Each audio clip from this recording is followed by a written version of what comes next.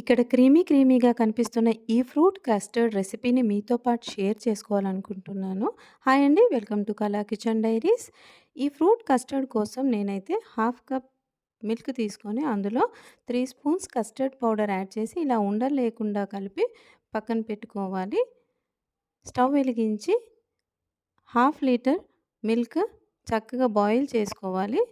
Boil అయిన తర్వాత మనం కలిపి పెట్టుకున్న ఈ కస్టర్డ్ మిల్క్‌ని మన మరుగుతున్న పాలలో మెల్లమెల్లగా వేస్తూ కలుపుకోవాలి. ఒక 5 మినిట్స్ పాటు లో ఫ్లేమ్‌లో కుక్ చేసుకోవాలి. కలుపుతూ ఉడికించాలి. ఆ తర్వాత ఇలా క్రీమీగా మారుతుంది. ఇప్పుడు స్టవ్ ఆఫ్ చేసి పూర్తిగా చల్లారనివ్వాలి.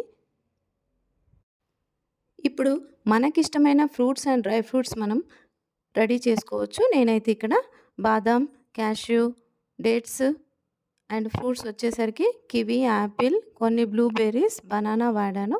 ఇవన్నీ కూడా కట్ చేసి పెట్టుకొని మనము చల్లారిన కస్టర్డ్‌లో కలిపేసి ఒక 2 అవర్స్ పాటు ఫ్రిడ్జ్‌లో పెట్టేసి సర్వ్ చేసుకోవడమే.